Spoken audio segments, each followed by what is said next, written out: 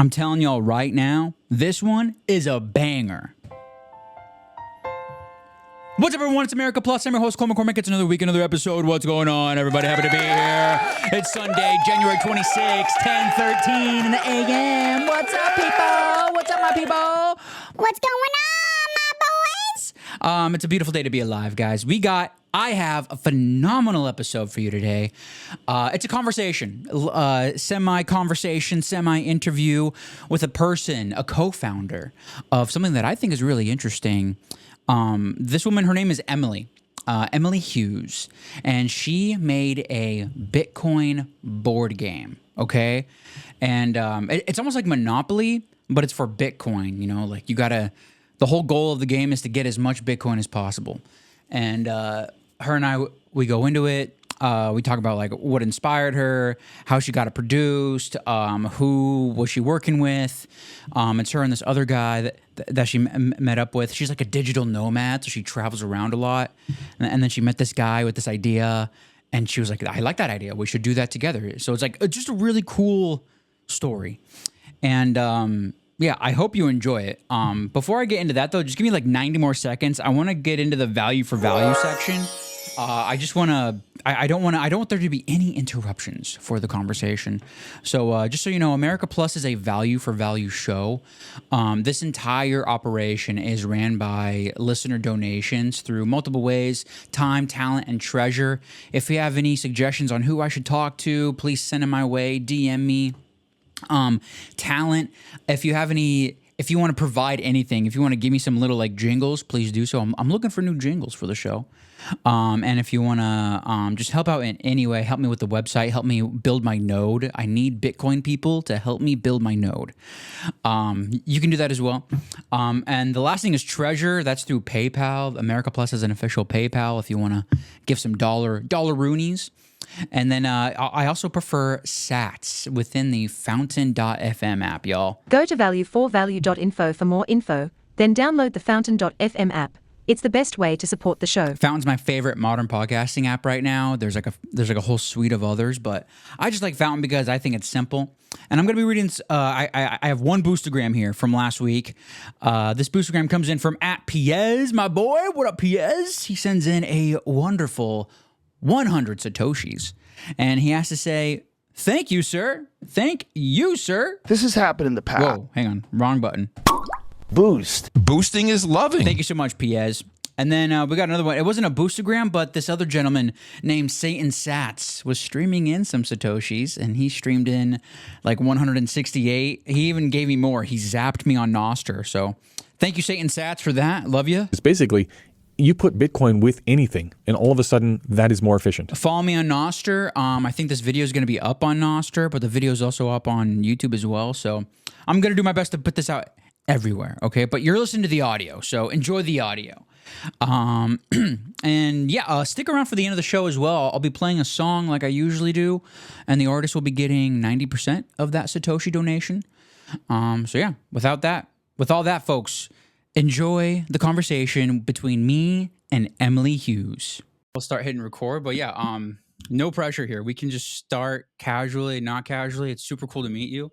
Likewise. Yeah, so I listened to you on the Pleb Chain radio, and I just thought that was like a really cool conversation. I just started listening to that, and those guys are pretty cool. I like QW. I like Avi. Those are fun guys.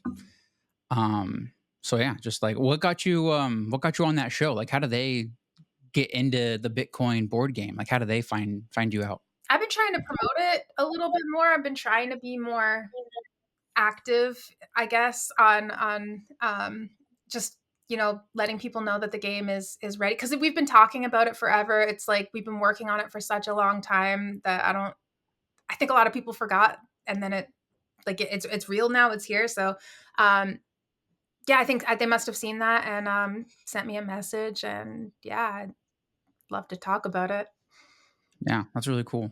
Yeah, when I heard about it, it's just like a wild concept. Just the whole idea of like a Bitcoin board game. Like, it sounds silly, but it sounds so epic at the same time. I was like, is this even real? This has to be not real. And then it was real. Yeah. So I'm just into it. Like that's just like it's just very innovative. Like I just thought it was purely innovative. As somebody Are you who always attracted to that? Like are you like a Miss Innovation? I wouldn't say that. No, I think the game was co-created with Arnold Hubach, and he had the concept for the game, as you probably know, from the conversation on Pleb Chain. But he had the concept already, and I think the reason that it got to the level that it got when we teamed up is because I'm not that like I'm not the technical Bitcoiner. I want to understand Bitcoin well enough so that I can trust it, but I'm not I'll never be like an expert or like a developer on the technology behind Bitcoin. So like to lay out the technology, obviously the technology itself is what's innovative. So like how do we just like convert that to like a board game so people like me, people who, are not dumb, but maybe more of a visual learner, a tactile learner. I want to like wrap my head around mining by reaching my hand into a bag and picking out numbers, and then increasing my hash rate by getting to pick up more numbers or less numbers, and like that kind of makes things like click. Uh, Mm-hmm. just the innovation is the technology itself. It's just how do we make it easier for people to wrap their head around, because it is pretty abstract. Yeah, I'm happy you said that because I'm like not a technical person either. Love it. So like I'm an emotional Bitcoiner. I'm not a technical Bitcoiner. I'm just in it for, just the vibes, the memes and the money, you know? Yeah. So it's and it's something that like technical people don't even talk about. Like they don't even talk about some people want to talk about the culture, some people want to talk about the monetary policy, but like what are like the fundamentals? It's like that's like the important thing to think about Bitcoin, and having something where you can like it's almost like it's as good as Monopoly, almost this concept of a Bitcoin board game, because it's like you play Monopoly and you sort of have a good understanding of how capitalism works, how like buying and selling works, and like there's winners and there's losers, and it's like damn, it's like, and then you can like pretty cleanly, sort of cleanly apply that to real life. Yeah. And so it's I see this as like the Bitcoin monopoly Funny that you almost. mentioned Monopoly, because like I think it says in the rule book, and also like if you run out of like if you lose your Monopoly money, you can buy more. And I think it says in the rule book like you can cut it out and print more of it. Yeah. Which you can't do in our game. We only have a set amount of these like little wooden Bitcoins, and if you lose them, we're never going to replace them for you. That's you know you know what I mean? Yeah, Yeah, it's we need something like a um, an analogy for Bitcoin. yeah, just something real, right? I didn't know. I've never read the Monopoly game rules, so that's interesting. They incentivize inflation. Don't That's quote great. me on that, but I know you can buy replacement money. Yeah, Yep. it's all Monopoly money, right? Yeah, It's all fake. exactly. That's cool though. I should say thank you for coming on here. Thank you for being willing to come on and talk to me. This is really cool. Okay, thanks for having me. Yeah. So I guess yeah, just retell the story of like how you got into the Bitcoin board game. What inspired you to even like do something like this? Yeah, so I was traveling, pretty much traveling 8 months of the year, working remotely as a graphic designer, and dealing with the annoyances of being paid in a different currency. I always had this like deep disdain for banks my whole life, but I never but like I didn't have any like that was kind of where that ended. And I was aware of Bitcoin, and I had a little Bitcoin on an exchange. I always had the intention of learning more about it. I knew there was something there, but I was distracted. So then I crossed paths with Arnold, and took his Skillshare, and kind of that like blew my mind open. And he's like, I have this game that I've been working on for uh, at that point he had abandoned it, like I think 2 years prior, give or take. I can never remember the timeline, but he had abandoned it, and he's like, it's pretty much like I have the concept of the game, but like it really, I don't know how to design it. I don't know how to go forward from here. And if you want to take it, like it's like there might be something there. If you want to take it, and you know you can have it. And I was like, I was not confident at all that I could do that. Number one, and I was like, no, let's work on it together because we vibed really well, and like we to this day he's probably my closest friend. Um, so we decided to take it on together. We I think it was really kickstarted with the Geyser campaign. Um, we went to the Philippines. We were visiting Bitcoin Island in the Philippines, the circular Bitcoin economy there. And one of the guys, Bill, mentioned like, "Oh, you guys should do a Geyser campaign," and we did that, and we ended up getting a grant as well. So then when we had the little bit of money to like actually like do this, that's kind of when it we took it seriously and really really put our minds to it. Um, yeah, That's cool. yeah. Um, I remember the thing that struck me most during the pleb chain talk was your journey to China and like getting to see like the manufacturing. What was that like? Is that like a normal process for people making board games? Like, what was going to China like? I'm not I don't think it's a normal process, and honestly, I probably didn't have to do that, but I happened to be in Japan and wanting to go to the, Seoul, Bitcoin Seoul, conference, and I'm like, "I have these days, you know, I'm on the right side of the world for this, let me go in person," and, you know, because we had some things to sort out. I wanted to see it, I wanted to touch it, I had the prototype, I had feedback for them, like, just because I was there, I was like, you know, let's do this. So it was. I honestly feel like after doing that, because yes, I'm a traveler. I travel a lot, but I always have Google Maps. You know, I always have Google Translate. China is probably the only country where you don't have that. Interesting. You got to use some Chinese thing. But yeah, like you can't use the internet there. You can't Google Translate there.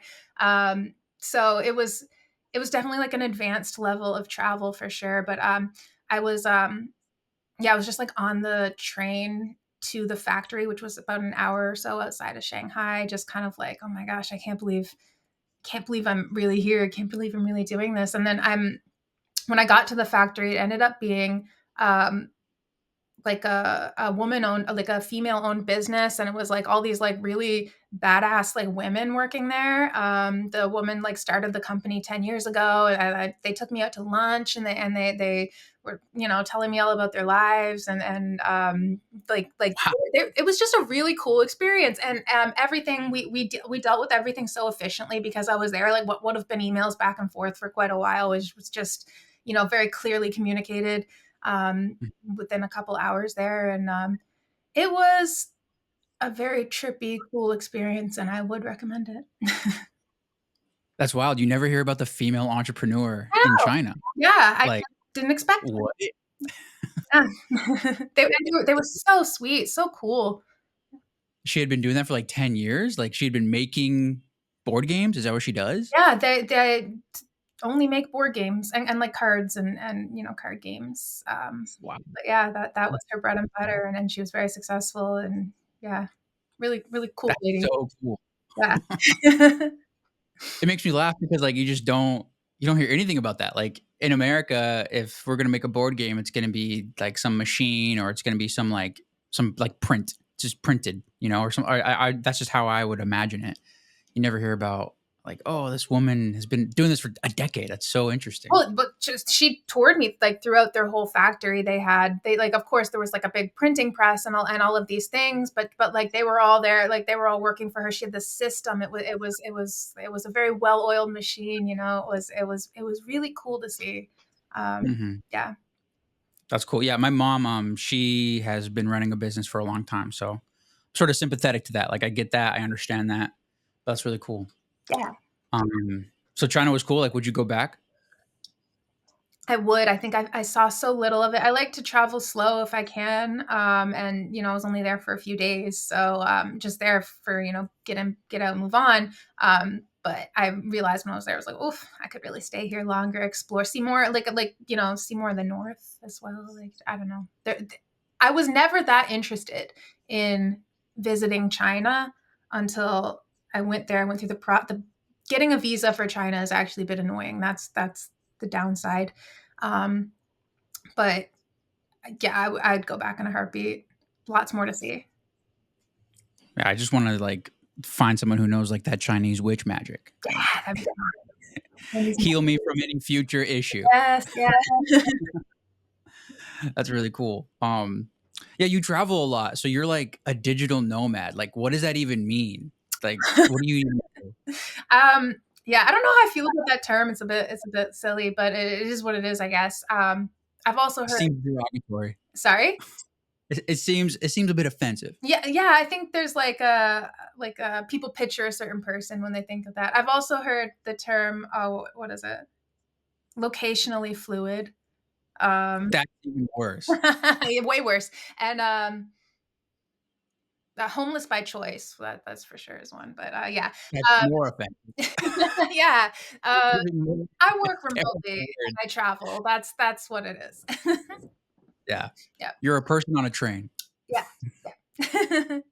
That's really cool though. What like interested you in like just doing anything like that and just like traveling a lot, like working abroad or remotely? Like what even got you thinking about that? This was for me, and like a lot of people who do this. There's certainly people who were doing it before COVID, but COVID sparked this shift in a lot of people, and that's what it was for me. So I was living in Toronto. I was basically rent broke, like, working in-house at a company, 9 to 5, commuting for years. And then when COVID, my work environment was very toxic. They had no respect for anybody's time. It was not my favorite place to work. And I left, and like literally a week later or something, the lockdowns happened. And I flew home to Newfoundland, where I am right now. And for what I was thinking would be about a month until, like, COVID blew over and, things were back to normal. But a year passed, and I was flying back to like pick up my stuff, ship it all home, and start over. And when I started over, I realized, like, okay, so I'm working for myself now. There's no need for me to be anywhere. Like, I might as well travel the world if I'm working. Like, I could be here at my desk, or I could be at a desk in Greece, which is where I went first. And I guess I'm kind of leaving out the whole the whole year of like figuring this out. The psychedelics that helped me get here, the time to reflect. Oh my god. Yes, please go into that. Was that you were taking psychedelics during COVID? Not really. I took yes and no. I did a macro dose of psychedelics during COVID. Dope. Yeah, and then I took another macro dose maybe less than a year later, like a little follow up. And Was that your first time? it was. Oh, Wow. yeah, kind of, yes. So to like back up a little bit, I was very mentally ill during my 20s. I was diagnosed as bipolar when I was 20, which is something very hereditary in my family. I was taking a lot of medications. The first time I ever took mushrooms, I was also on an antipsychotic, so like nothing happened. So that's why I say yes and no to that. Right. But I was very severely, I was not well, and I was smoking weed. I was taking all these different prescriptions, going to a lot of therapy. I was hospitalized at one point as an inpatient for like almost a month. Like I was not well, and I was smoking weed daily, constantly, all the time. Just a bit of a mess. But I was always able to, I scraped by through school. I was always able to hold a job. I knew I wasn't thriving. I knew I wasn't reaching my full potential. I knew I wasn't happy. But like, just because, like, oh, you can hold a job, like we're not going to change anything about this protocol. Keep taking the things you're taking. Keep, you know, like you're, if you're not suicidal, you're not a threat to others, and you can, like, you know, contribute to society, pay your taxes, you know, that's it. That's the best we can expect. Which, So they were giving you nothing. I mean, they're right with me. So so when I came home, um, I went to this. Well, I had this, like, I started to heal, and I had this intuition that I needed to try psychedelics, but I knew I couldn't take them when I was on lithium. Very dangerous. And I also know from years of being told this, and also from some personal experience, that um, bipolar people, when they find, you know, that equilibrium, have this tendency to say, well, I don't need my meds anymore. I'm going to come off them. And they come off of them, and then things go haywire again. I think there was, like, some, like, deeper message in me that was like, no, this is really different. Like, I was able to, like, I don't really have the language for it, but it was like a deeper knowing that what I was like, no, really, it's really time to come off of this. And so I tapered off of it the most responsible way I think I could, and and did the macro dose of psilocybin, and have not had any issues since. I haven't needed medication since, in all these years. I haven't had any bipolar episodes. You know, I still, you know, feel the ebbs and flows of life, but it's within the regular, you know, human experience. I think maybe sometimes I feel things more deeply, but it's never. Um, it's not disruptive to my life anymore. I don't really identify as having bipolar disorder anymore. Um, and that's largely because I'm not saying, like, you know, go take a bunch of mushrooms and you'll be cured of your bipolar disorder. This was there was a lot of, like, years of, like, you know, rewiring my neural pathways before all of this, and so many things, and it's an individual journey for everyone. But I do I am truly um, not somebody who identifies as having bipolar disorder anymore.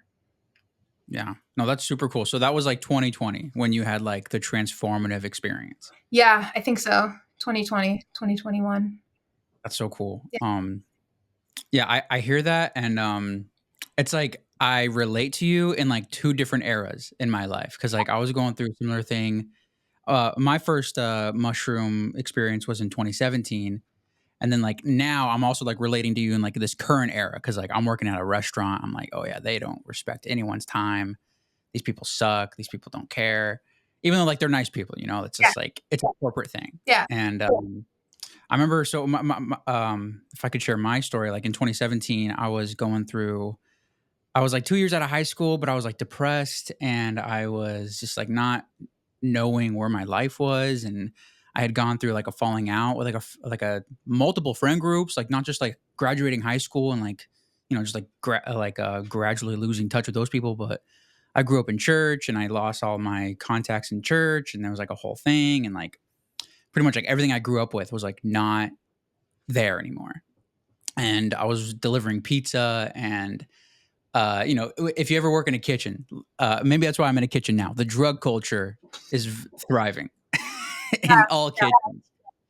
And so a buddy of mine, he had mushrooms, he grew mushrooms, or he knew someone that had them, and I was like, "Hey man, I really want to do them, dude. Like it sounds really cool." And I started listening to Joe Rogan, and like, you know, it was like this is like the era when like Joe Rogan couldn't shut up about mushrooms and Yeah. psychedelics. And that was also when I first started listening to podcasts in general as well. I was like, maybe I should do this. Maybe I can do that. And I just remember you know, my first time I saw like a grid of lights. That was like what happened to me. Like I was in my backyard. I did them alone. I'm not sure what your experience was, but Same. I've always, and people always think that's weird, right? If you tell that story, They do. like, I feel safest that way. yes, Yeah. I feel very safe. If I'm like with some, and now I've been like around a sober person, but I've never like been like two people on mushrooms at the same time. That sounds really like I don't know how I could handle that, like emotionally. I think it would have to be a smaller dose. I have, Yeah, it has to be a but microdose. smaller doses. Yeah, very small. They're under 1 gram, maybe 2 grams. But yeah, but I feel the same way about just like the whole life change, because after that happened, it was like I remember it was in May 2017.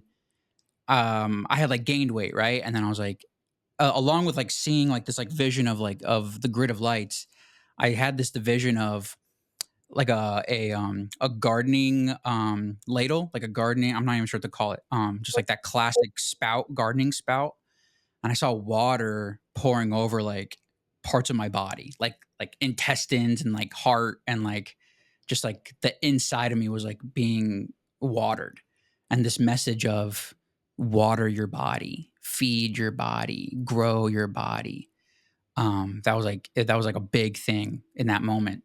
And then I had this like spark, and it was like from that day on, I was like, "We're going hard keto. We're swimming every day. We're doing this."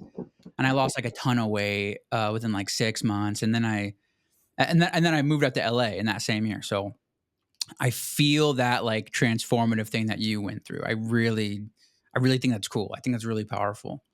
And I also wait, so do you still smoke weed or have you stopped? I've stopped. Yeah, I'm not a. You said same?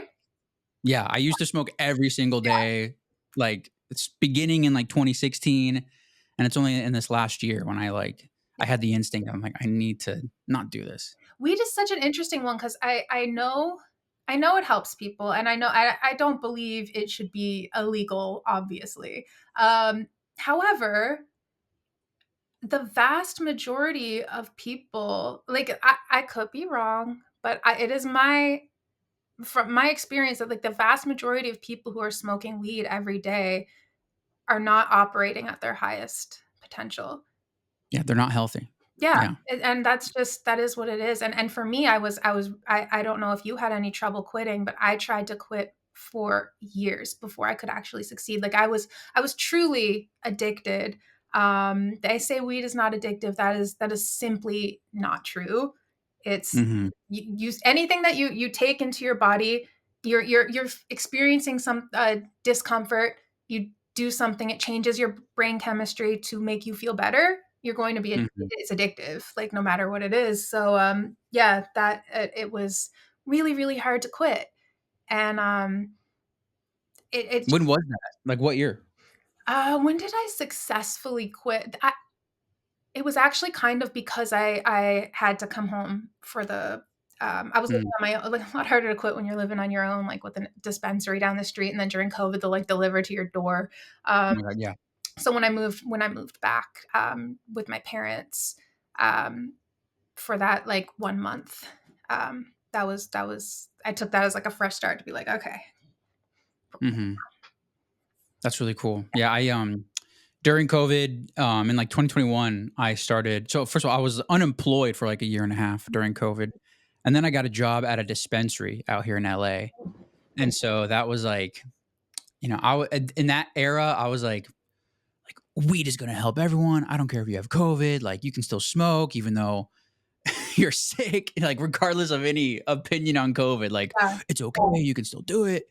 And I was like super gun ho on like this can help people, or like it's one of the ways that people can get help. And it was a cool experience working there because I was at a bigger shop, so they had a really large selection, like a lot of different products, not just flour, not just the normal vapes and stuff.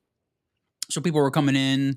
I was with like a good amount of like older people. It's in the shop is in like a more like affluent area as well. So you would have people from all different ranges, like people coming in from work and people just like retired rich old people are coming in for like pain and trying to figure out how to manage their muscle pain and stuff. So I would recommend a cream. I would recommend there was like bath salts with THC, or the flower or the vape, And so like it was a good mix of like selling different things to different people. But during that, I definitely saw how like you're seeing the same people come in every day or every 2 days, and it's like like I get that you need more, but it's just a routine now. Like for me seeing them, it was like, you're really just like, this is just another drug. Yeah. And then every day, it's so like throughout a day, you might meet like, 20 people to like 20 guests, and like you're gonna have like 15 conversations of drugs suck or something like that. Like, like Right. this drug is bad. These pills are no good. Here's your drugs. Like, it's just weird how we like put a pedestal on some drugs and different drugs. And then, and psychedelics are so interesting because there's not that feeling of needing to go back to it. Yeah. Um, I'm not sure if you've like had that instinct at all, or when the last time you did mushrooms, or was it mushrooms or what was it? So the big life-changing thing was mushrooms. But then I've also done ayahuasca and bufo, and Really? since then, yeah. And the most profound one for sure has been, aside from that very first mushroom trip, which was very important for me, nothing ever compares to the bufo that I did. Tell me about the bufo. I've never heard of that. Bufo is like, it's like frog venom.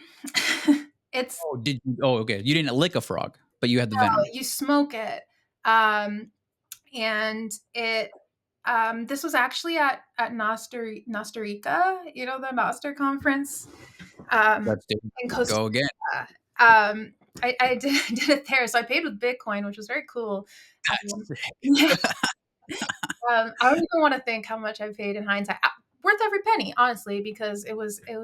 But I digress. So you smoke it, and it's supposed to be it's DMT, and it's very short lasting. Like it's supposed to last maximum 30 minutes, could be as short as 5, but 10 times stronger than ayahuasca, they say. So I'm like, Mhm. I really wanted to try it, and it's kind of weird because the day before my grandmother died, and I couldn't go to the funeral because I was in Costa Rica, COVID? and Oh, I just couldn't. Nobody was gonna pay for my flight, and right. it was what it was. And I'm thinking, like, set and setting are very important. Maybe you shouldn't, if you've lost a, but I did it anyway, and I learned a very, like, it's one of those things that's like hard to put into words, but I'm gonna try. Okay, no, take your time, do whatever. Yeah, please. Because I think I got a story as well. I got a death Oh, story as well. yeah, Go ahead. I can't. Yeah, death is a whole other topic of a psychedelic experience. It seems. So I'm in this ceremony, and I'm like, kind of second guess. I'm like, should I be doing this at all? And I'm like, no, I'm going to do it. So the first time I do it, I get this fear, because I have this, like, we all have this internal narrative, and mine is very strong. Overthinker, maybe it's the ego, whatever it is. It's very present, and my first thought is like, I'm gonna pee myself. And so I looked at the guy, and I was like, I'm gonna pee myself. And he's like, "That's okay." And I'm like, mm, well. And then I think I'm starting to feel nauseous. So I'm like, I think I'm gonna throw up. And he's like, that's okay. And I'm like, where should I throw up? And he's like, I'll get you a bucket. But I wasn't gonna throw up, nor was I going to pee myself. Neither of those things happened. I was just like looking for things, like, my body. I focused on these things, instead of just surrendering to it, Mhm. which is what he was trying to say by, like, it doesn't matter, like, pee yourself if you're gonna pee yourself, like, who cares. Anyway, I didn't throw up, I didn't pee myself, but that took me out of it, and it didn't work. Mm. I had no psychedelic experience. So the whole ceremony happens. They're doing a few people at a time. So I had to wait like a full 2 more hours till the end of the ceremony for everybody to have their turn. And people are having all these crazy experiences, and they're screaming and like all these things. And I'm just like, man, it didn't work for me. And at the very end of the ceremony, the guy came back, and he was like, hey, I know it didn't work for you. Do you want to try again? I was like, yes. And everybody else had cleaned up, like everything was gone. He brought me outside with like an old dirty yoga mat. Like it was over. Everyone was leaving. And we did it again. And this time, like without the pressure and with the 2 hours of like like thinking about this, I was able to surrender. And that like ability to surrender is like, even though that's not part of the experience itself, was probably as important as the experience itself, because it was the first time in my life I had ever truly surrendered. So first it was like, oh, I'm gonna pee myself, who cares? And I didn't. But then I also had this like flash of like fear where it was like, I'm going to die. First it was like, I can't see anything. I'm blind. And then I was like, oh, it doesn't matter. And then I had this flash of like pure like dread, like I'm going to die. Like my parents are going to get like a a notice that their daughter died in Costa Rica doing like bufo. And then like as quickly as that came, I was like, it doesn't matter. But like truly, it like really didn't matter. And then like nothing that I think about that occupies my mind matters. So that way, I'm not even like explaining it as like as like a deeper knowing, because like that doesn't matter, like intellectually you know that, but like deep down, and like my own death didn't matter. I was just ready to die at that point.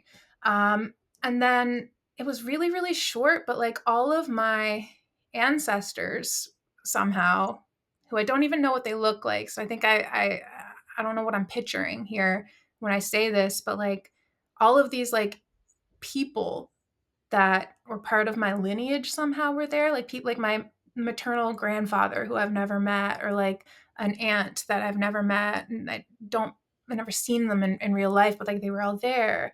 Like it was just, it was unlike, I was like, this is a really part of like a really important part of the human experience, and everybody should be able to experience this. And I felt so grateful and like clear, and like years of tension melted off my body. To this day, I've never felt so like calm and relaxed. And it just like allowed a lot of the bullshit to like melt away. And then from then on, for a long period of time, I was very focused. I was like, okay, this is kind of where I developed like the first like inklings of like, maybe I only want to work in Bitcoin.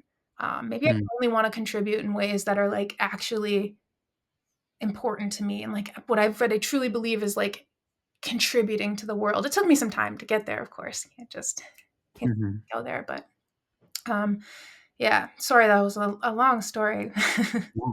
I'm listening to every word. I think that's so interesting. It's cool that you had you connected to some aspects of your past. Like you're like listening to, it must be surreal to like know that there's like people who are related to you in a different realm, Yeah, and like looking at you and like loving you and yeah, caring for you. Like that's like intense. yeah.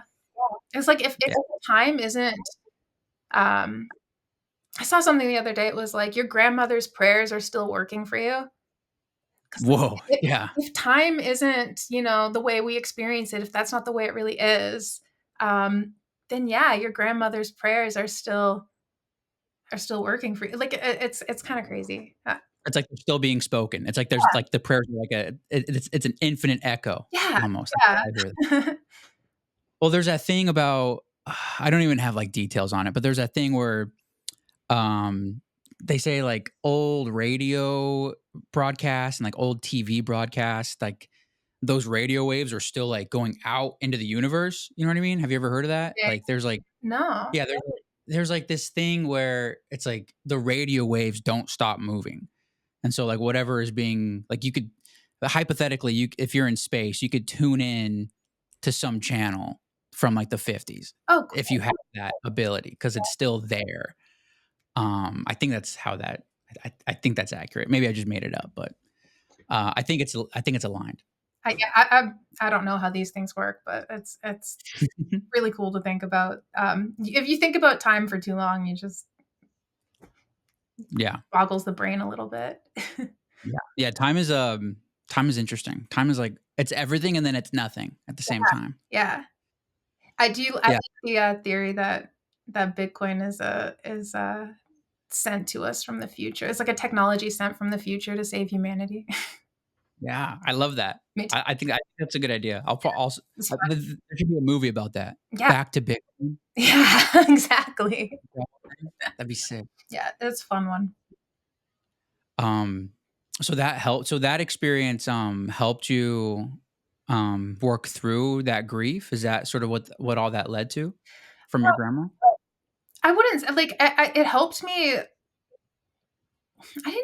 didn't even have a chance to.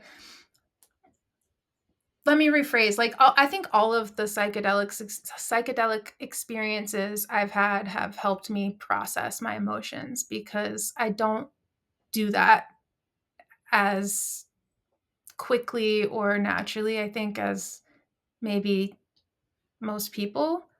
Mm-hmm. That very first mushroom trip that I spoke about earlier, I talk about it as if it was like this like really crazy, profound experience. What it was in reality was I was crying for 4 or 5, 6, however long it was, just like weeping the entire time Mm-hmm. until my body ached, like my muscles like ached, Mm-hmm. um, of just like just like crying, and like grieving this whole life that I built, but like somehow making space for something new. Um, so yeah, I think all of the psychedelic experiences that I've had, at least for me, had have been a way to process emotions that I don't haven't quite figured out how to do that Yeah. otherwise. Yeah. Yeah. Like they help you more than when you're sober. Like you still have like a hard time moving through that Yeah, or I moving do. through emotions. Yeah. No, I think that makes sense because like that's just the journey. Yeah. Like I've been reading some stuff about like how life on earth is just like it's like emotional lessons for your soul to learn. Yeah. And so it's like, whatever issue you're having, that's just a part of it. Yeah. So I think I I don't think you're lost and I don't think you're like doing anything wrong. It sounds like you're just like on that on that uh on that path. Yeah. Um yeah, so the last time I did mushrooms was and I've only done mushrooms. I haven't done anything else. I've had friends who offered me LSD. I'm like, I don't know if I can do 12 hours. Mhm. I'm a 5-hour guy. Yeah, I feel that. The last time I did them was I think it was like August 2023. My dad got diagnosed with cancer, and so that was like a way for me to just like prepare myself for what turned out to be the inevitable. He passed away like last August, like almost 6 months ago now. Oh, I'm sorry. So no, it's all good now. I mean, it's sort of good. Like, but I've been what I was gonna say is like that mushroom experience, like literally, like might have been more impactful than the first experience.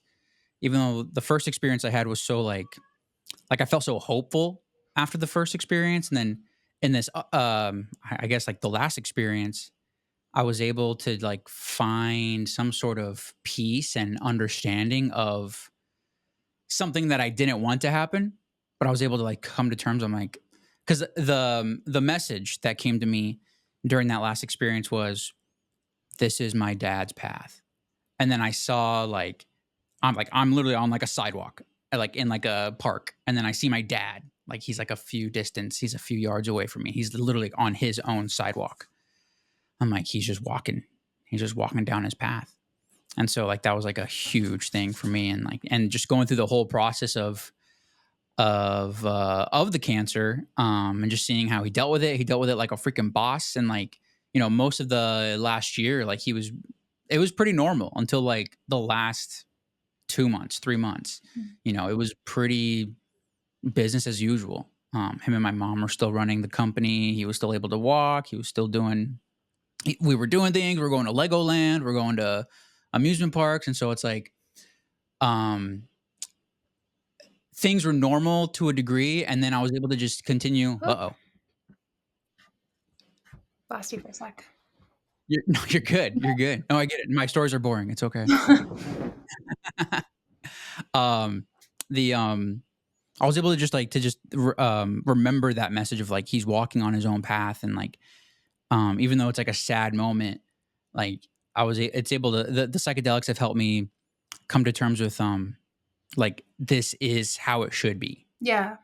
Because like a lot of people, when they experience anything negative in their life, a lot of people want to say like this should have never happened, and it's like I always like am empathetic to that, but like no one is in control of that, no one's in control of like what should happen. Yeah. Because what should happen is you should always be healthy, and what should happen is you don't get hit by a car. What should happen is like there's so many things that should be happening, but you're just not in control of that. And so the psychedelics have helped me just accept what is in front of me, just accept what the truth is, and to find some path of gratitude, find some way to find some peace. I think that's been like the biggest thing. And people, I think the conversations around psychedelics are a bit like they're still unhelpful, even though so many people have benefited from them. They're still, because when you listen to any podcast, it's always going to be some doctor who's focusing on them, and they can't really talk about the incredible experiences. All they can talk about is the official research that whatever they're involved in. And then people need to, like, all you have is just like whatever that person's research is or whatever that person's field of work is. And it's like, and then people want to be like they bring up all these statistics about like how psychedelics help, but it's like, that's not like, something is not working. And I'm not sure if the key is to make psychedelics legal and to just like have that go full fledged. But I'm in this weird thing where like I really support psychedelics, but because of my experience with weed and seeing how people just treated these other, I think weed is sort of a psychedelic. Um, Seeing how people treated these other drugs, like I'm just like, I don't know. I sort of just want mushrooms to be special, Maybe I'm being a little selfish with that, but I don't think so. I don't think that's selfish at all. I think you want I think they should be used in a way that is contributing to like the spiritual sort of development of the person taking them, and not as like, not that there's anything wrong with like socially enjoying them. It's just, yeah, they serve a very specific purpose when taken with intention. Like you're saying, like I was just thinking about when you're telling me about that story with your dad, like there's such like big ideas that we need to like throughout our lives that we need to like grapple with, or like big emotions to move through, or big situations that we need to accept or surrender to. And they're just like psychedelics or psilocybin in particular can be such a helpful tool to do that. It's kind of you wonder if it was just to be made like, legal and acceptable, if everybody would be getting that benefit. Mm-hmm. Yeah, because I don't know. I'm not sure like how many people are intentional about crying about Right. about these things. Because that's really, I'm not sure if it's just like my personality or like my EQ or like, but like I knew I was like, I need to do mushrooms so I can just cry about this. Yeah. Because like similar to you, like when I'm sober, it's like I can sort of process emotions, but I do have like an inclination of like I don't know, maybe it's like solving the problem or like being logical about something. 100%. And it's like I can identify the sadness, but then I don't know, it's like I can't feel that sadness. I'm like, I need to just feel this. I need to just feel this. And that just helped me going through the whole process, because then when the moment happened, I wasn't afraid to be sad. Like I wasn't like, I'm like, sadness is sadness, but I wasn't like devastated and like embarrassed to feel this way, or like I wasn't hopeless, Yeah. I guess. I think that's really what it's been. And maybe that's also tied to my spiritual life. My family everyone in my family is Christian, so there is that side of like just the Christian lore of heaven and so I begin in like a positive place of like when you're dead, you're not really dead, and then now in my life, I am sort of still aligned with that, but from a different perspective, and having just working through that, just exploring the spirit realm. Yeah. Yeah. Well, I think that as Bitcoiners, I don't know. We were saying how we weren't, technical Bitcoiners. Mhm. Um, there's a lot of interesting conversations to be had around Bitcoin and spirituality, and I think that's Yeah. where the psychedelic people kind of overlap as well. Yeah, I was just thinking about that yesterday. Actually, it's funny you bring that up. I was like, there's something about decentralization and spirituality, something about that, because like the stuff I've been absorbing when it comes to like souls and stuff, I've been reading about souls, and it's not even like a bit like a specific like religion or like philosophy. It's like literally like information about souls. Um, you have like every soul has free will, Hmm. but every soul is like like directly of source, directly of God. Um, and even though like you're always connected to that, you still have free will. Every soul has free will. Right. And I've always thought that was very interesting because like when you think of Bitcoin, it's like everyone is working within their own self-interest, Yeah. but they're working within the same rules Yeah. and they're connected to the same network, and there's like an audit going on all the time, and that's almost like spiritually. Me personally, I'm always like trying to audit myself. I'm trying to audit my ego. I'm trying to align myself with God and align my personality with my soul. There's like I think that's like there might be a connection between like the 10-minute audit in Bitcoin and meditating daily. Mhm. There might be a connection there. I was just thinking about that, of how like, you have the intention of making sure everything is right, and if something is not right, then you kick it out. If something is aligned with these like set of rules, then like then keep going. It's a part of it, and if it's not fitting, then it's not there anymore. Yeah. Um, so I'm That's not sure. fascinating. That's the first time I've ever said that. So maybe I'm totally wrong. No, this makes a lot of sense to me, and it also, not to plug the game again, because but it Plug it. did Plug make it. me think of block hunters, because you're ultimately trying to win the game. So you're looking out for your own self-interest. However, you're working together with everybody else in order to do that, because you have to build the blockchain together, and then you're also all verifying as you go through. Um, Another thing it makes me think of is like, the individual versus the collective. I think, um, well, Bitcoin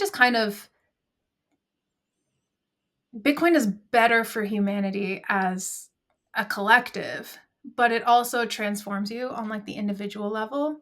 Mhm. Also the same for psychedelics as well. Uh, Yeah.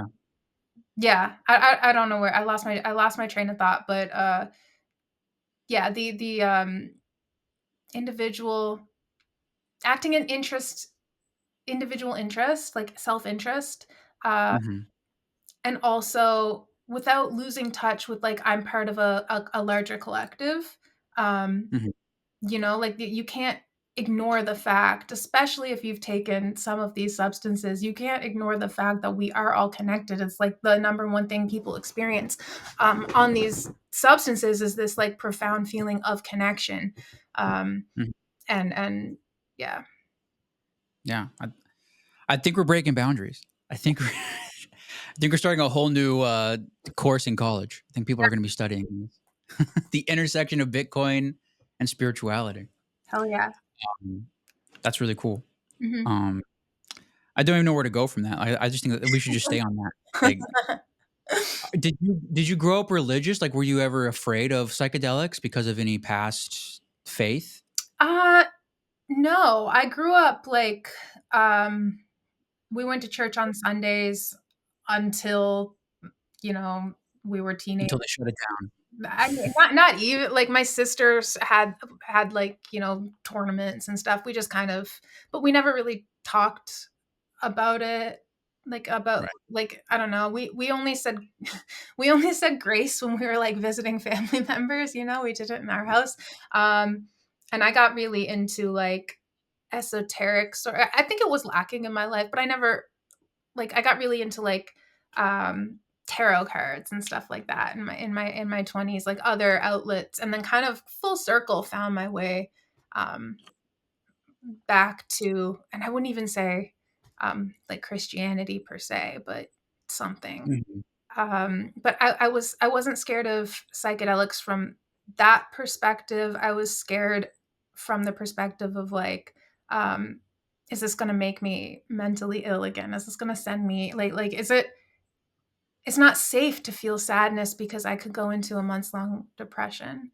Mhm. It's not safe to feel like super happy because like am I actually like hypomanic and embarrassing myself and doing things I shouldn't be doing and annoying people and acting, you know, taking risks I shouldn't take, blah blah blah blah blah. It was more kind of like I don't trust myself, Mhm. and that's kind of where my fear was. You said you grew up religious though. Did you have Mhm.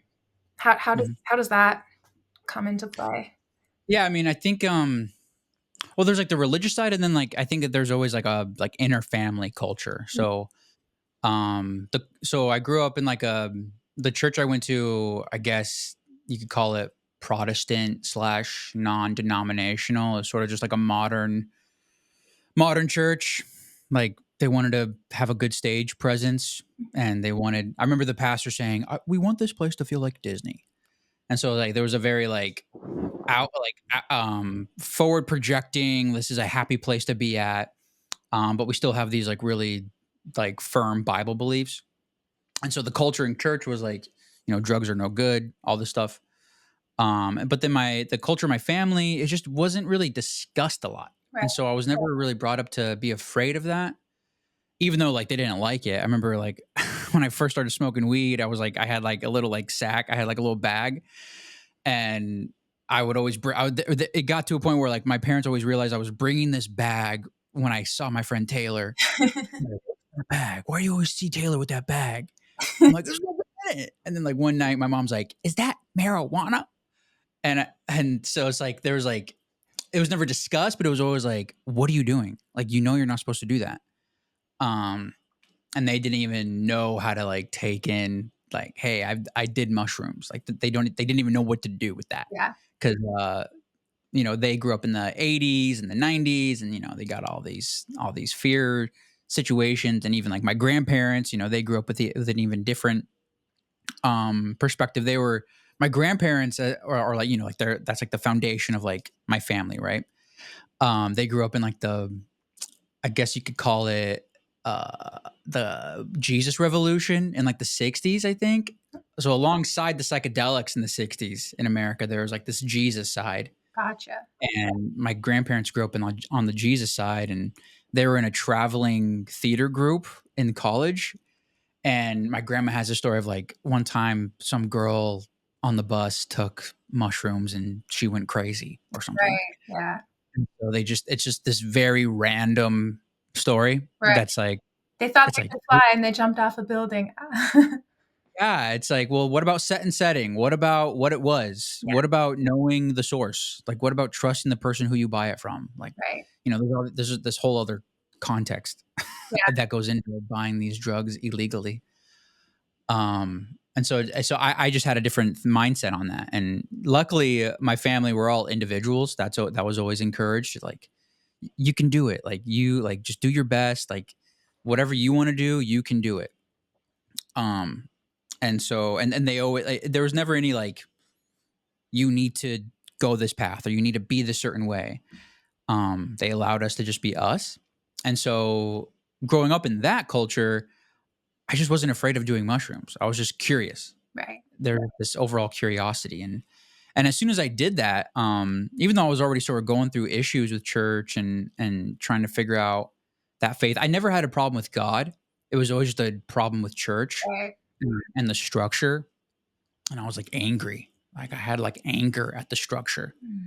Mm. And I was seeing like fallacies. I was seeing like just issues with the narratives. Yeah. And I was like, these things are not lining up. Like whatever we're feeling is not what you're talking about. And then when I did mushrooms, it was like, this feels more aligned with faith. Like how I feel on mushrooms feels more about how Jesus talked about being aligned with God or having God within you. Like it just seems more real than anything I've ever experienced. And so growing up, I felt out of place, but then like I felt out of place in church. Like it seemed like I wasn't like having this like godly experience. I wasn't able to connect. And then it's only been after mushrooms is when I've been finally like integrating and like figuring out like how can I connect to God. And that took me on this path of like meditation. I've only been meditating for like a year, but that's just like a part of the journey of like learning how to connect, learning how to treat people, and that's totally different than how Christians talk about faith and living, because everything is directed towards the symbol and the image and the person of Jesus. And it's like, but there's like a different thing. Like, I'm just in this different era in my life where there's a different understanding when it comes to these stories, when it comes to any message about Buddha, any message from Jesus, any message from anything. I think right now, I think every religion sort of has like bits and pieces of the puzzle. And like, I got to figure out like what that complete picture is. That's like my responsibility to Yeah. figure that out. And so that's been like an interesting journey of like figuring out how do I think about that, and then discussing that with my family. Some people in my family are more willing to listen than others. Um, so yeah, I forgot where I was going to go with that, but your question was like, what was your question? You're interviewing me now. I don't remember, but I was really interested to hear in how God and your psychedelic journey kind of Molded. if Yeah. they did or melded together. Yeah, because it's so true what you said about when you're on psychedelics, you feel that connection way more than you ever could in church or something like that. Something that um, that so for a long time I was kind of rejecting the like using the word God because it has so much connotations, and I'm big on like, oh, the universe this, or like the universe wants this, or like this is a sign from the universe, like blah blah blah blah blah. And it just clicked for me one day where like you should use the word, because like all we're trying to do throughout conversations like these, when we're taking psychedelics, when we're thinking about these things, is to get closer to like the truth. Like that's, I Mhm. think, is the goal. And I realized like I should just use whatever word carries the most power, no matter how it makes me feel. Cause like I used to hear like God and I'd be like cringy, almost like wasn't it. But like the more I've reflected on it, the more I have like been open-minded, and the psychedelics that I've taken, and I just, it clicked one day, and I'm like, actually, the most powerful word that works that I have is God. Um, so yeah, for whatever that's worth. Um, I say God. I like God. yeah, Um, God is good. yeah. Like, I've this is kind of where I've settled right now as well. yeah, Yeah, God is it. really cool. Thank That's God really cool. for Bitcoin is my favorite book. I just I think I'm on like my fourth or fifth copy because I keep giving it to people. I keep giving it away. What's the book? Thank God for Bitcoin. I've never heard of that. When Oh my gosh, you're gonna love it so much. I gotta look it up. Yeah, Is there an audio book? I always do audiobooks. probably, definitely. Okay. Yeah, so I'll check that out. you'll love it. What It's my favorite Bitcoin what book. what's the premise? What's in there? So it's written by a number of people. I think the first author though is Jimmy Song, and it's Bitcoin through like I guess it's technically through the lens of the Bible. It'll have some Bible verses in it, but I give it to people and I say like people who aren't religious at all. I say skip the Bible verses. Like just read this book because it lays out Bitcoin and also just money in general completely through like the spiritual lens, Mm. and it's so good. It's very easy read too. Mm-hmm. Short, Dope. yeah. That's interesting.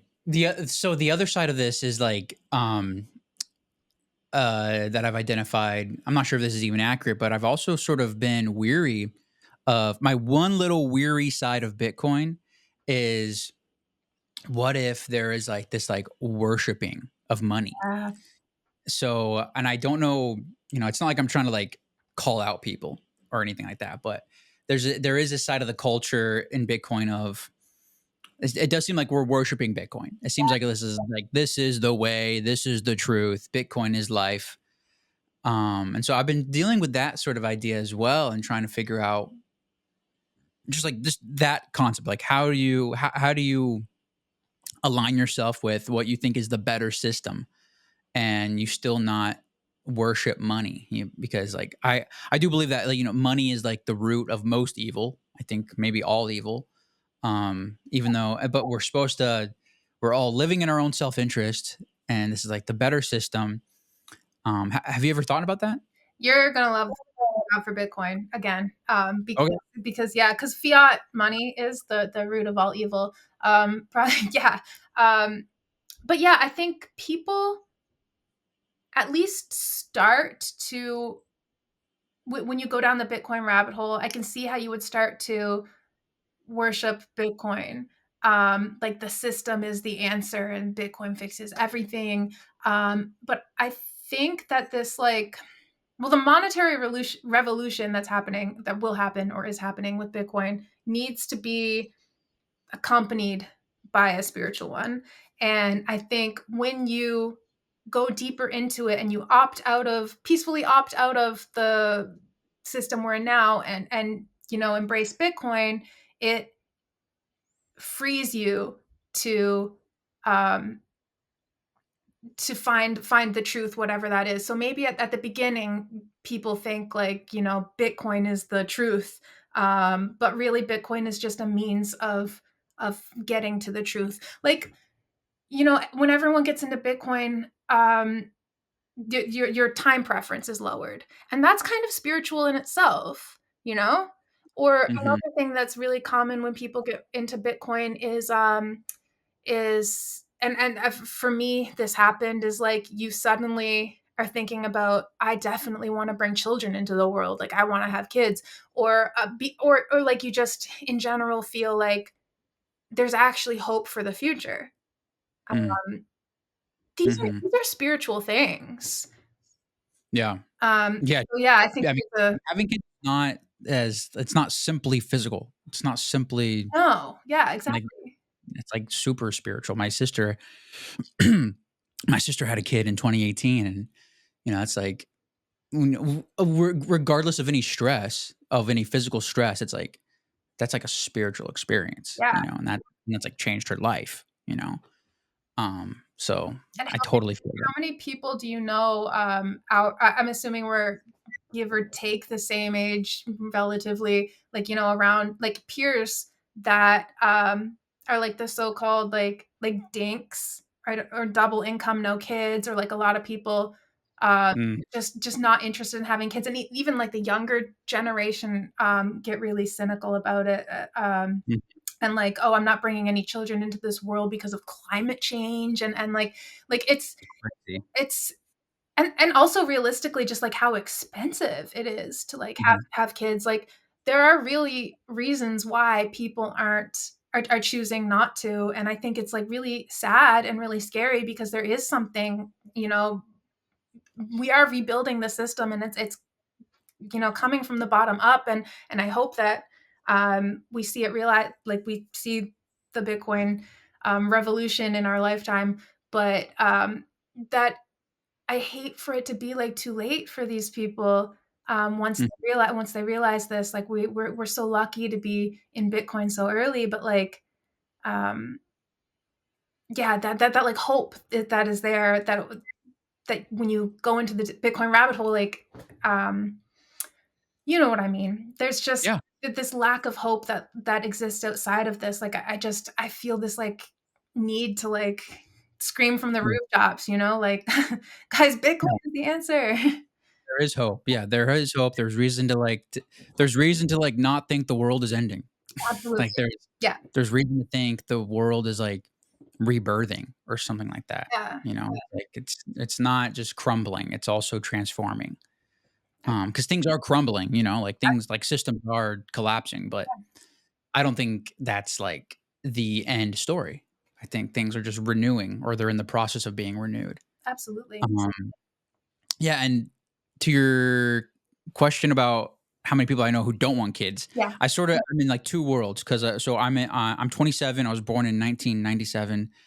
I grew up in Arizona, and so that's like that. My hometown in Arizona, like many people I know have kids. A lot of families, single moms, whatever. But like everyone's like, my Instagram is like over 50% kids and moms and families.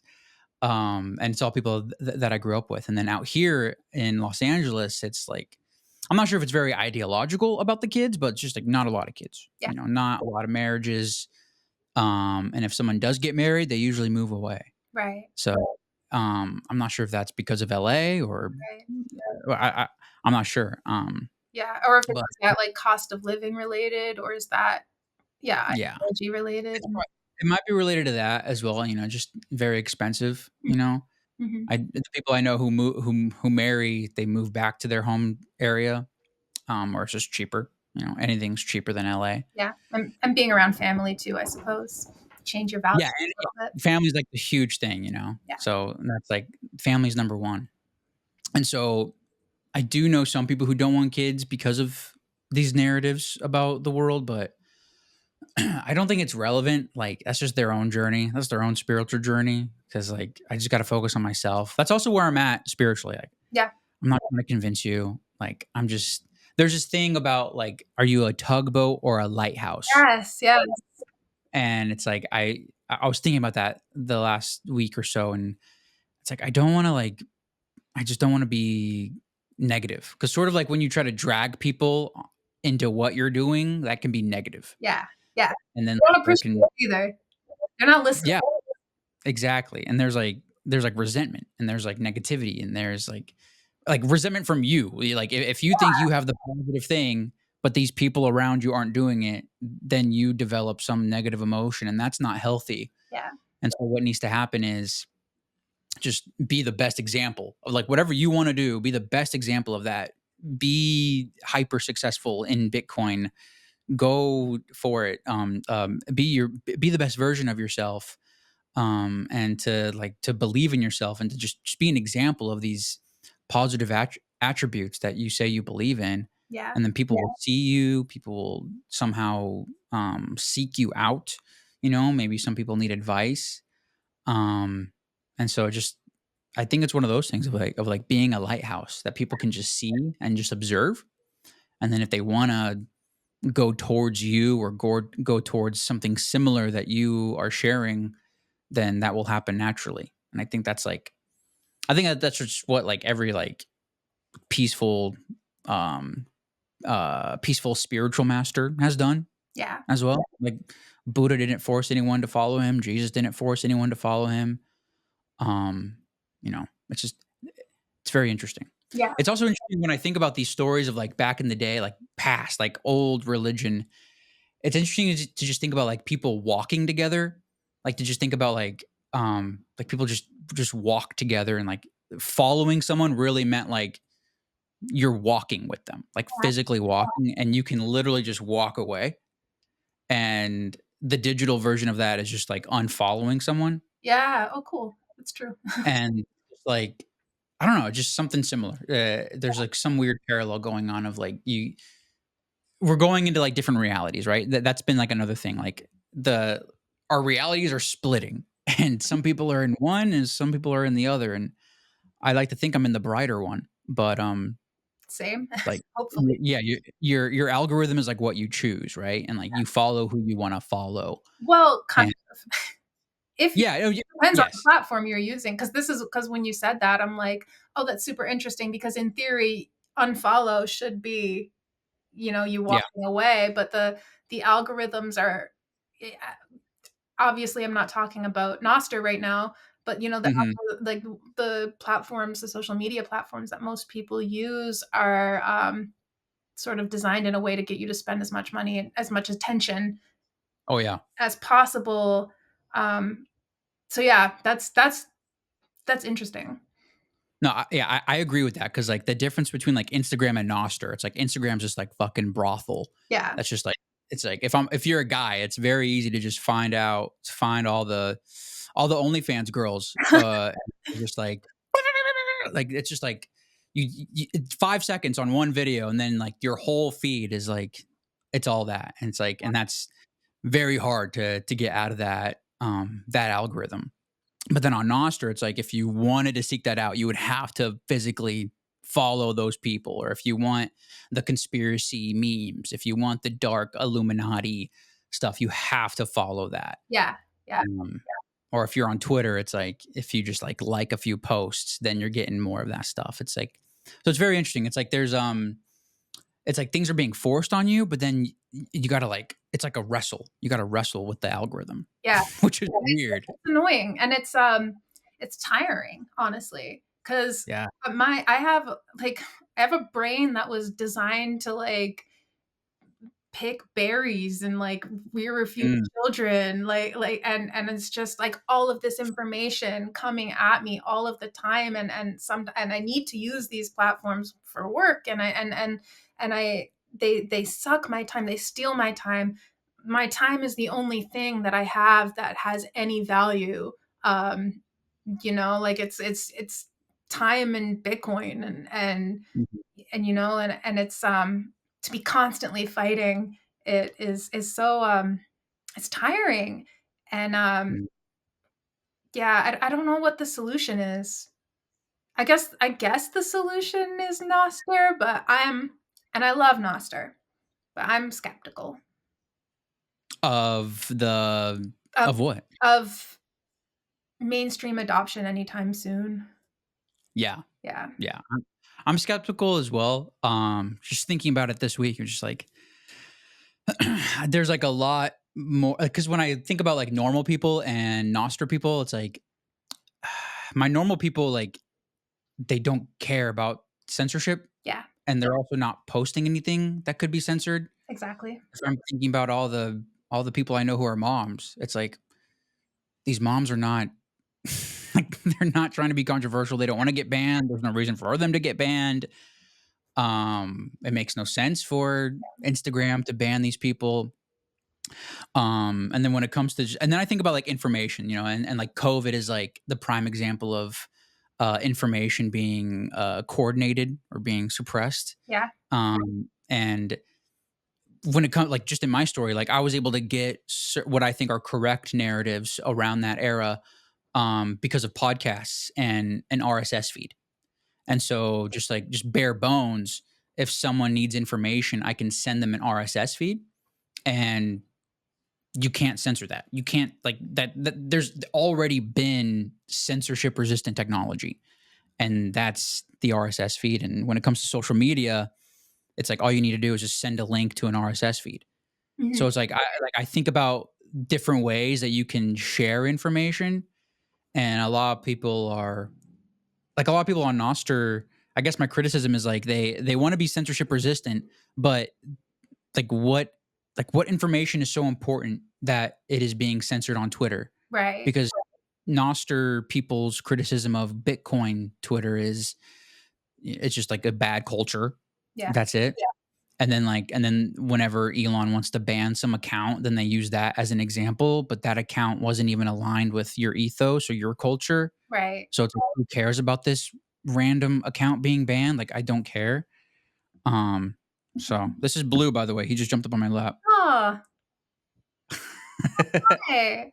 My cat, I have a cat that kind of hates me, which she would never jump on my lap. I'm so jealous right now. My cat loves me. She loves me. Like, I know she loves me, but she doesn't show it. Yeah, this guy's a Siamese snowshoe mix. Oh, If you know what that is. he's big. $47 at the shelter. But like when you look up the value of these cats, like $3,000. Really? That's what I don't know. That's what Google said. Maybe it's fake, but I don't know. But I'm sitting on 0.03 of Bitcoin right now. I love it. But yeah, I just think yeah, Noster, I like it, but I don't like it. I'm only using it because I want to make more Bitcoin. Yeah, I 'Cause that's think it's such a cool community. I love the community, and I love it's a more enjoyable experience. Like, I don't doom scroll on Nostr 'cause you can't. yeah, Um, which is good. yeah, but like my number one reason why I think the world would be a better place if everybody was using Nostr clients is that you could build your own algorithm, and the algorithm would be, designed to make you a better person or show you the things that you choose to see. Um, Mhm. with the other apps, like, I don't know, even if you get really, really fed up with how much time you're sort of losing, like that's kind of like escaping you, you can just download a tool to block yourself after 30 minutes of scrolling or something like that. Yeah. So like it's not even solving that problem. Yeah. Right. It barely solves a problem. The only problem I have is not getting enough Bitcoin. Yeah. And Nostr solves that. Because that's why I started the podcast a couple years ago as well. Because I went down the Bitcoin rabbit hole during COVID and trying to figure out, the whole mission is to get Bitcoin. But then at the same time, it's like I don't have that much money to I need to pay my bills. Yeah. And so it's more responsible if I don't just buy Bitcoin Yeah. all the time. So I came to this conclusion of like, if I'm telling myself if I'm telling myself to not buy Bitcoin, then I need to earn it. Yeah. And then there's been innovation with podcasting and hooking up. The whole project is called Podcasting 2.0. I'm not sure if you're even like aware of this, but the whole reason so Fountain is like the prime example right now. The whole reason Fountain exists is because the inventor of podcasting wanted to continue the mission of like strengthening podcasting and innovating with RSS feeds. His name's Adam Curry, and I got into him because like I started following his other podcast revolving around like politics and news. That's called No Agenda. He's been doing that for like 17, 18 years. And when I say inventor of podcasting, this man invented it. Cool. And I thought that was incredible. I was like, oh, this is the inventor. And then he started this project called Podcasting 2.0, and then they were trying to find ways to send value within a censorship resistant way, and they were just choosing Bitcoin because that's just what Bitcoin is. And so I was like, if I want to earn Bitcoin, maybe this is like a way to do it. I should start a podcast, and I can if I make a good enough podcast, if I make a valuable podcast, and people will send that value back to me. And I was like, it's like that was like a huge light bulb for me. And I was like, okay, this is how I do it then. This is how I earn Bitcoin. And then throughout the last couple of years, it's been,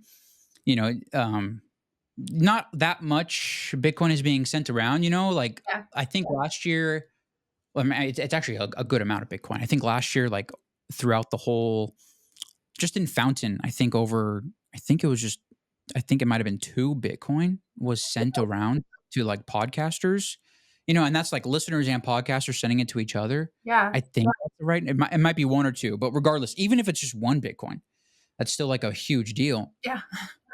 And I have like a little chunk of that. Hmm. And, um, and then I was just trying to figure out like, how can I continue to make more Bitcoin? Yeah. And then I Noster, because I tried doing the whole, I guess I still am trying to do like the whole like social media thing, trying to get some sort of, have some following on Instagram with Yeah. pertaining to like health and different topics like that. And so try to like capitalize on that system, like the sponsorships and the brand deals and things like that. But then like podcasting and Bitcoin, it's like I can earn something. I can earn a hard asset Yeah. if I create something that's like a hard asset. Right. Because that's what the best podcasts are. Podcasts, like your favorite podcast is a hard asset. Like there's no, and you can't. That's just how I think of it.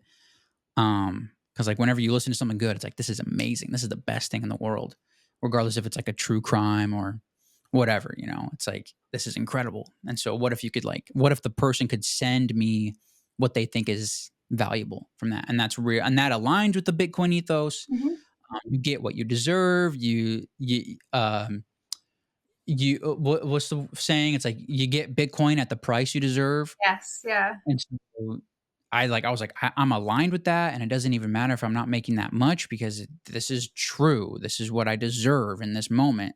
Yeah. And then that encourages me to continue to get better, try to innovate more and expand and change and things like this. So, and Nostr was just like that way of earning more Yeah. because I'm not really earning money. I tried earning money from Twitter and that's just like, Yeah. no, it's no good. Like I'm not some cute Asian girl who's reposting memes. Like I'm just not. Right. I'm not those people. I'm not posting clips of political stuff. I'm just not that guy. Right. I just want to express myself. The whole reason I podcast is to express myself. I think I'm an artist, like just like to my core. So I'm just creative to my core, and that's just what I want to do. Yeah. And so Nostr allows me to just post what I want to post, say what I want to say, and then if people vibe, they can zap me, they can boost me.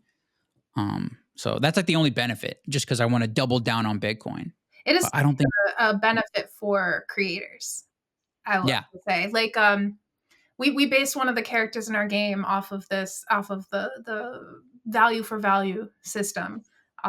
So like her backstory is that she's an indie artist and she has a unique style. And if she wanted to make money off of Spotify, she would have to, compromise her style and try to get a large amount of people listening to her to make like little pennies, as opposed to this Mhm. where you could like be very true to your art form, and people will like give you value in exchange for that.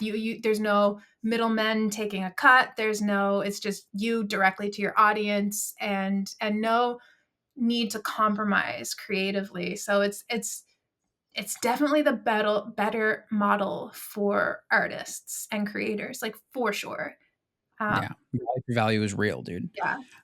And that the inventor of podcasting, he sort of created the narrative of value for value. That's really where the value for value model begun, is like with him and his co-host. Sorry, I'm not sure if you knew that. I didn't. I didn't. The first time I heard about value for value, this was like before I was in the process of getting orange pilled. Maybe I was like, that'll never work. Like, if people can like consume it for free and like Then they'll know. opt to give money, they're just gonna opt to not give money. Like I was like, that doesn't make sense. But then the more I've seen it out in the wild, and the more I have like directly found myself being like, I need to zap this person. Like I need to um, like it's kind of, I don't know. I proved myself wrong.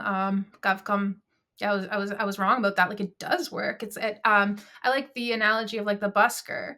If you like what you hear, you throw some money in the hat.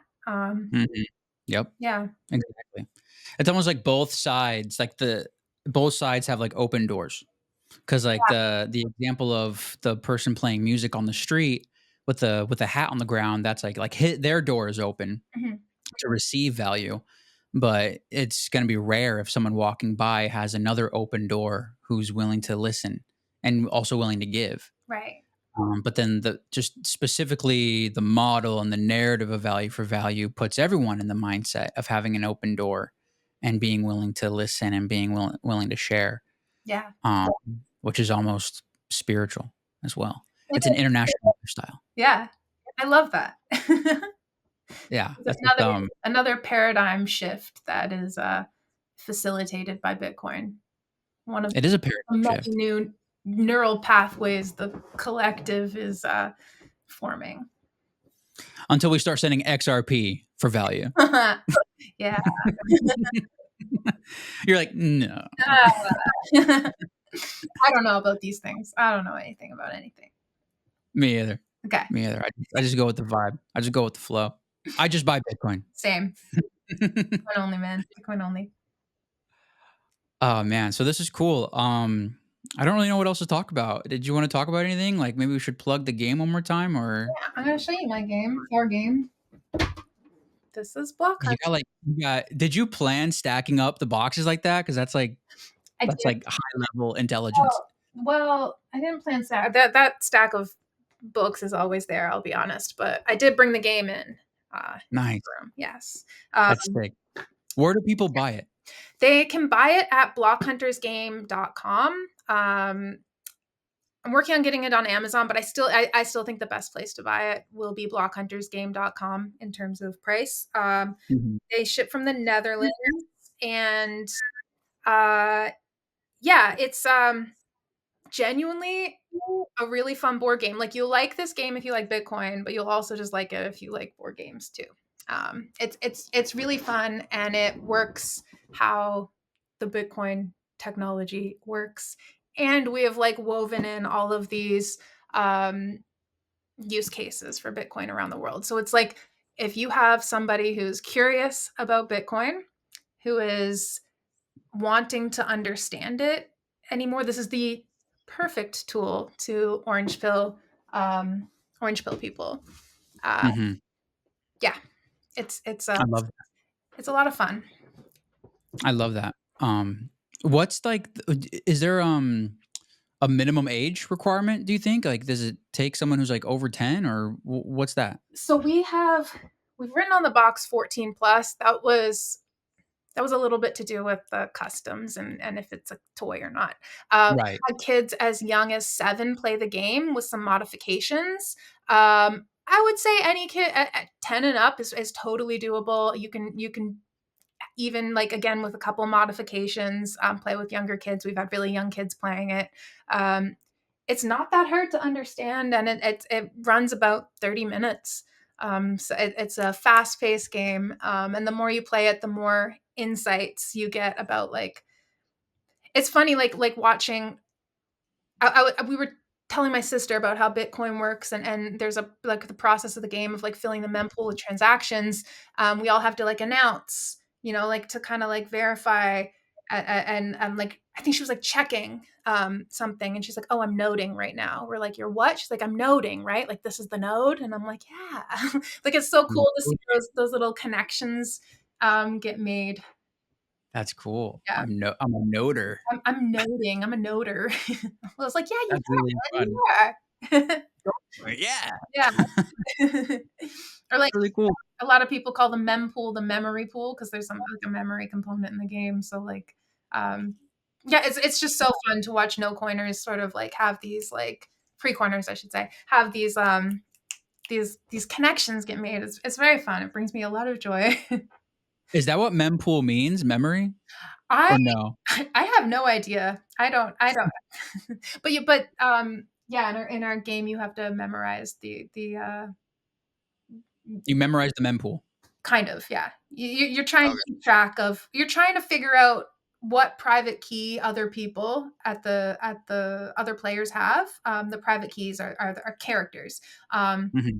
So you're kind of trying to remember. Okay, she put that there, and I think that was that. So, like, there's a memory component, and there's a lot of bluffing, and trying to be private. Also collect the most Bitcoin, and also work together to build the blockchain. That's really cool. Yeah, my nephew is 6, so I was just curious, like, if like I can orange pill my my 6-year-old nephew. It can be done. Maybe a couple more years, probably prime for him, but could be. Yeah. After he's done with Minecraft. Yeah, exactly. Yeah. Well, that's cool.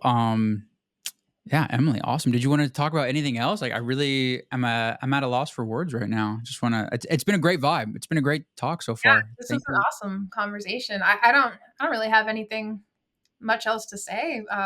this Should people follow you somewhere? Should people follow you personally or just Sure. Block Hunters? Yeah, you can. I'm on Noster. Block Hunters is on Noster. Block Hunters Game _ on X. Block Hunters Game on Instagram. Yeah, I'm like, Cool. I'm trying to remember what we are on Primal. You'll find on Noster. Sorry, you'll find us. Block Hunters Game, Yeah. and I'm Emily. Emily. Hi, Emily. Hi. Oh, that's right. You're just Emily on Noster. I think that's so. I don't know how to verbally share who I am. I can't NPUB. Yeah, you memorize another thing to memorize. Right. That's funny. No, I'll link your Noster. I'll link the Block Hunter thing. Are you on Instagram a lot, or do you not care about the centralized stuff?